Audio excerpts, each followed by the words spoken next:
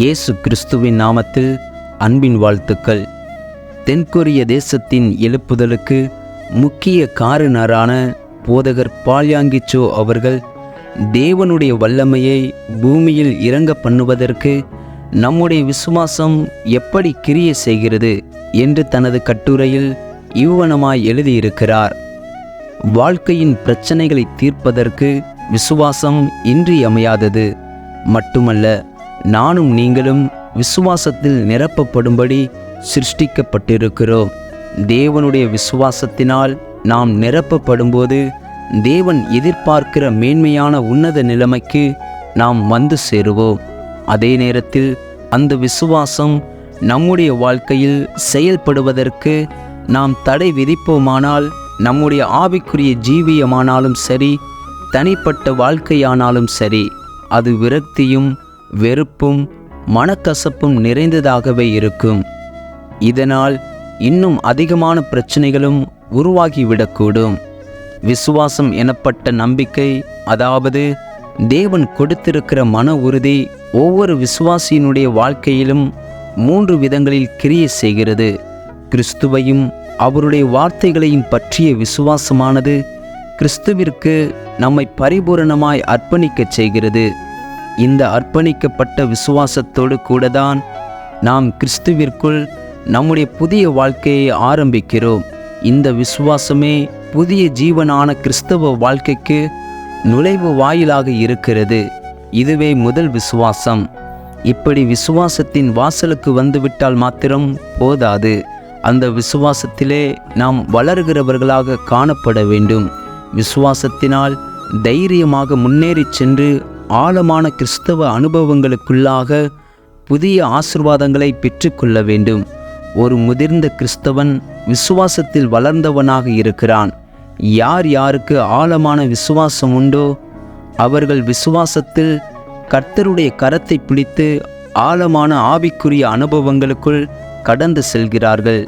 இந்த 2வது வகை விசுவாசத்தை விசுவாசத்தினால் முன்னேறுதல் என்று நாம் அழைக்கலாம். 3வது ஒரு வகை விசுவாசம் உண்டு. அந்த விசுவாசத்தினால் நாம் அற்புதங்களை பெற்றுக்கொள்கிறோம். தேவனிடத்திலிருந்து அற்புதங்களை வரவழைக்கும் ஊக்கமான விசுவாசம் அது. நாம் வாழ்கிற இந்த உலகம் தேவைகள் நிறைந்ததாக இருக்கிறது. விசுவாசத்தின் மூலம் இந்த தேவைகளை சந்திப்பதற்கு தேவனிடத்திலிருந்து வல்லமையை நாம் பெற்றுக்கொள்ள வேண்டியதாயிருக்கிறது. இதுதான் அற்புதங்களுக்கு தேவையான விசுவாசமாகும். நூற்றுக்கணக்கான மக்கள் விசுவாசத்தினால் விளையக்கூடிய மகிமையான காரியங்களையும் ஆச்சரியமான செயல்களையும் பார்த்துவிட்டு என்னிடத்தில் வந்து, பாஸ்டர், என்னுடைய விசுவாசத்தை வளரச் செய்வது எப்படி என்று கேட்கிறார்கள். இந்த கேள்வி ஒவ்வொரு கிறிஸ்தவர்களுக்கும் உரியதான ஒரு கேள்வி.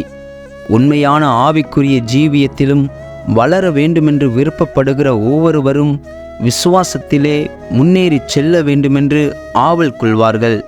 நாம் பல வேளைகளிலே உடனடியாக நம்முடைய விசுவாசம் பெருகிவிட வேண்டுமென்று எண்ணுகிறோம். அப்படி பெருகாவிடில் பொறுமையை இழந்து சோர்ந்து போகிறோம். இன்னும் சிலருக்கு பொறுப்பு இருப்பதில்லை.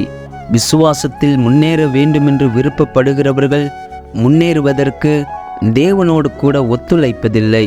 இன்னும் சிலருக்கு போதிய ஆவிக்குரிய அறிவு இல்லாமல் இருக்கிறபடியினால் விசுவாசத்தில் முன்னேறி செல்ல வழி தெரியாமல் தவிக்கிறார்கள்.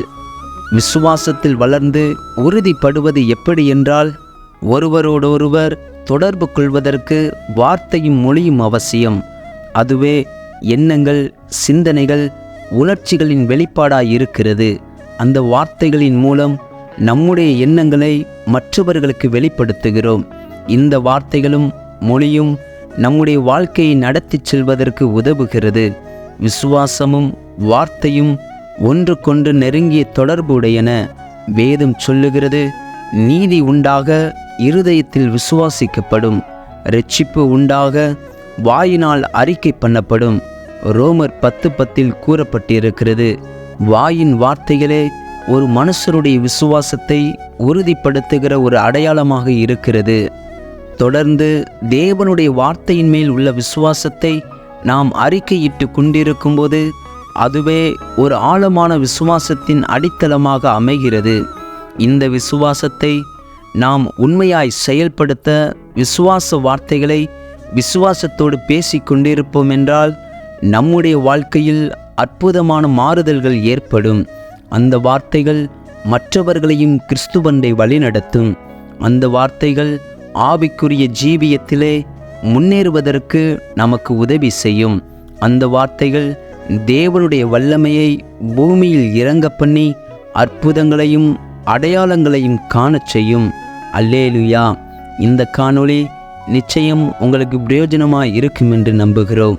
இந்த காணொளியை கேட்ட உங்களையும் உங்கள் குடும்பத்தையும் கர்த்தர் ஆசீர்வதிப்பாராக.